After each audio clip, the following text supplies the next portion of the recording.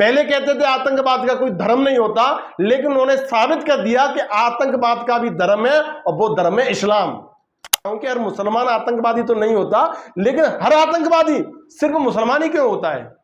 सोच करके देखिए जरा, इस चीज को अपने ऊपर लागू करके देखिएगा कि कोई अगर हिंदू आए और आपसे पूछे कि आपका नाम क्या है, आपने बताया मैं खान मोहम्मद, और खान साहब बोला और आप में गोली मार दी जाए, तो आपके साथ में आपको कैसा लगेगा? क्या आप लोगों को नहीं लगता है कि हमें भी इस मुद्दे पे बढ़ चढ़ करके आगे आना चाहिए? हमें भी खुद को देशभक्त साबित करना चाहिए, हमें भी साबित करना चाहिए कि हम शांति सौहार्द को हम लोग पसंद करते हैं।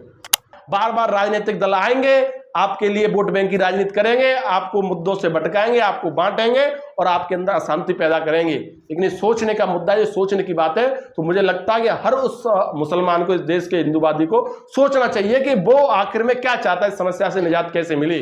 हर हिंदुस्तान इस समय पूछ रहा है कि क्या हो पाकिस्तान का अंजाम, आखिर कैसे खात्मा मिले इस आतंकवाद से। जी हाँ दोस्तों, पहलगाम में जो मुद्दा हुआ है, वहां पे जो आतंकियों द्वारा बर्बरता की गई, जो नृशंसता की गई है, उसके बाद हर जो वहां पे हर हिंदुस्तानी के मन में सिर्फ एक ही विचार है कि आखिर इससे निजात कैसे मिले। साथियों, आज मैं आप लोगों से भी पूछना चाहता हूं कि आप लोग क्या चाहते हैं इस बारे में। सोशल मीडिया पे हम लोग देख रहे हैं तमाम तरह की टिप्पणियां आ रही हैं, लोग तमाम तरह की बातें कर रहे हैं। कोई कह रहा है पाकिस्तान से युद्ध छेड़ देना चाहिए, मोदी जी अब इंतजार किस बात का, अब तो आपको पहल करनी ही पड़ेगी।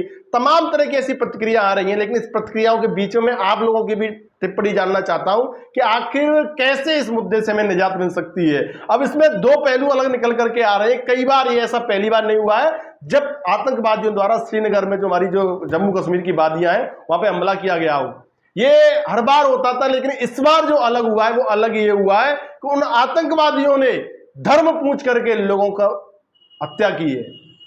पहले कहते थे आतंकवाद का कोई धर्म नहीं होता, लेकिन उन्होंने साबित कर दिया कि आतंकवाद का भी धर्म है, और वो धर्म है इस्लाम। क्योंकि उन्होंने जिन लोगों को मारा है वो लोग हिंदू थे, उन लोगों की हत्या की गई है। पूछा गया है आप अगर मुसलमान है कलमा पढ़ करके सुना दीजिए, आपको छोड़ दिया जाएगा। लेकिन उन्होंने ऐसे लोगों की हत्या की है जो सिर्फ हिंदू थे। इसका मतलब ये है कि उन्होंने इस चीज पे मोहर लगा दी कि आतंकवाद का जो धर्म है वो सिर्फ इस्लाम है। अभी तक हमारे देश में चर्चा होती थी, लोग कहते थे कि आतंकवादी, हर मुसलमान आतंकवादी थोड़ा ही होता है। लेकिन मैं आप लोगों से पूछना चाहता हूं कि हर मुसलमान आतंकवादी तो नहीं होता, लेकिन हर आतंकवादी सिर्फ मुसलमान ही क्यों होता है? ऐसा क्या है जो आतंकवाद की जड़ों में चले जाते हैं, वो लोग आतंकवादी बन जाते हैं? बात यहां पे पाकिस्तान और भारत की आती है। भारत में ऐसे मुस्लिम लोग हैं जो देश के साथ में गद्दारी कर जाते हैं। वो आखिर गद्दारी क्यों कर जाते हैं? क्या कभी आपने सुना है कि पाकिस्तान में रहने वाला जो हिंदू है वो पाकिस्तान के साथ में गद्दारी कर गया हो और भारत के साथ में मिल गया हो? लेकिन सवाल ये है कि भारत का रहने वाला जो मुस्लिम है वो देश के साथ में गद्दारी क्यों कर जाता है? चंद कुछ ऐसे लोग हैं जो इस पूरे देश के रहने वाले मुसलमानों के ऊपर एक प्रश्न चिन्ह क्यों लगा देते हैं। मैं हर मुसलमान को दोषी नहीं मान रहा हूं, मैं उन लोगों को दोषी मान रहा हूं, क्योंकि कहा भी जाता है कि एक मछली पूरे तालाब को गंदा कर देती है। आज मेरे देश का जो मुस्लिम है वो भी इस चीज को लेकर के बड़ा ही व्यथित होगा, बड़ा ही चिंतित होगा कि हमारे ऊपर ये कैसा कलंक मर दिया।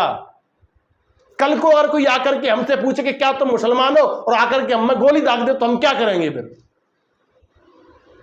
साथियों, ऐसी स्थिति इस देश में पैदा अगर हो जाए तो क्या होगा, आप कल्पना करके देखिए। ऐसी स्थिति पैदा ना हो उसके लिए हमें किन उपायों पर जाना चाहिए? यह मुद्दा इस समय चूंकि बहुत ही, हम कह सकते हैं, सेंसिटिव मुद्दा है। पूरी देश दुनिया की निगाह इस समय भारत पर टिकी हुई है। भारत का क्या आगामी एक्शन होगा, भारत क्या करने वाला है, देश में अब क्या होने वाला है, कैसे इस आतंकवादियों से निपटारा हमें मिले। इस आतंकवाद की लड़ाई, अब तक आतंकवाद की लड़ाई रहती थी, उसको एक मजहब की लड़ाई बना दिया गया है। कैसे जो मुसलमान है, मैं उन लोगों से पूछना चाहता हूं कि आप लोग क्या कर रहे हैं इस मुद्दे के बाद में। कुछ ऐसे वीडियो भी हमारे साथ में आए, सामने आए, हम लोगों ने देखे सोशल मीडिया पे कि बहुत से लोग जो जम्मू कश्मीर में श्रद्धांजलि दे रहे हैं तब भी हंस रहे हैं। वहां पे जो रिपोर्टर है उनके साथ में अभद्रता कर रहे हैं, उसके बावजूद भी वो ऐसी बातें कर रहे हैं। आखिर वो लोग कौन है, उनकी मानसिकता ऐसी क्यों है? अब मैं मुस्लिम भाइयों आप लोगों से पूछना चाहता हूं कि आप एक बार अपना तुलना करके देखिए उस मुसलमान से जो पाकिस्तान में रहता है, उसको कितनी सुख सुविधा, कितने संसाधन उसको मिल रहे हैं, कितनी सरकारी सुविधाएं उसको मिल रही हैं, और आप यहाँ कितनी फ्रीडम है, उसको स्वतंत्रता कितनी है, सबसे बड़ी बात ये है। और आप यहाँ हिंदुस्तान में रह रहे, तो आप हिंदुस्तान में ज्यादा महफूज हैं या पाकिस्तान में ज्यादा महफूज हैं? क्या कभी आप में से किसने आपने किसी पाकिस्तानी जो मुसलमान है उससे बात की है? क्या कभी आपने देखा कि वहां पे मुसलमानों के साथ में क्या होता है? उनके लिए खाने तक के लाले पड़ रहे हैं। लेकिन फिर भी हम सिर्फ मजहब के नाम पर अपने देश से गद्दारी कर बैठते हैं और उन लोगों के साथ में मिल जाते हैं जो कहीं ना कहीं आतंकवादी बने हुए हैं। वो आपको इस्लाम के नाम पर बरगलाते हैं, वो आपको ऐसी तरह तरह की बातें करते हैं जिसमें आप फंस जाते हैं उनके षड्यंत्र में। सोच करके देखिए जरा, इस चीज को अपने ऊपर लागू करके देखिएगा कि कोई अगर हिंदू आए और आपसे पूछे कि आपका नाम क्या है, आपने बताया मैं खान मोहम्मद, और खान साहब बोला और आप में गोली मार दी जाए, तो आपके साथ में आपको कैसा लगेगा? आज जो आक्रोश है हमारे देश में, हर हिंदुस्तानी का जो आक्रोश है, वो आक्रोश व्यर्थ नहीं है, उनका आक्रोश जायज है। और कहीं ना कहीं हमें अब इस समस्या के समाधान पे पहुंचना पड़ेगा।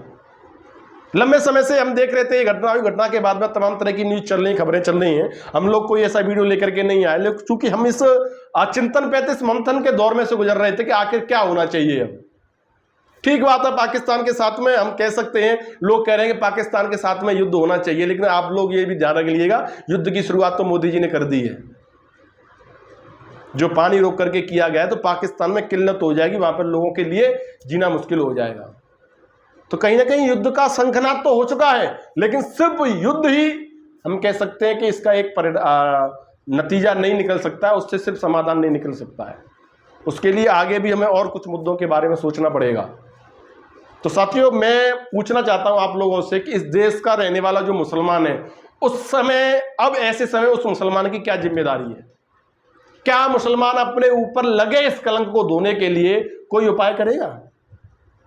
क्या आप लोगों को नहीं लगता है कि हमें भी इस मुद्दे पे बढ़ चढ़ करके आगे आना चाहिए? हमें भी खुद को देशभक्त साबित करना चाहिए, हमें भी साबित करना चाहिए कि हम शांति सौहार्द को हम लोग पसंद करते हैं। आप लोग इस बारे में सोचें, विचार करें। ये मुद्दा सिर्फ हिंदुओं का नहीं, ये मुद्दा हर उस भारतवासी का है जो इस देश में फक्र के साथ में रह रहा है, उस देश को अपना सम्मान स्वाभिमान से जोड़ करके चलता है, खुद को देशभक्त कहता है।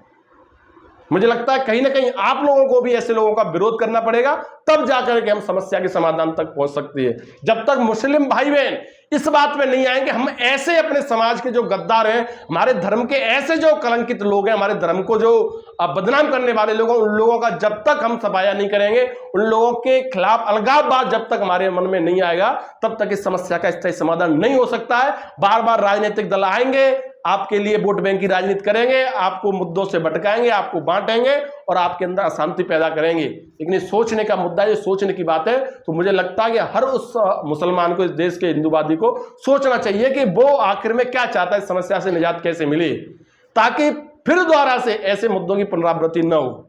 साथियों, इस बारे में आपका क्या कहना है? एक बार अपनी राय में कमेंट करके जरूर बताएं। धन्यवाद।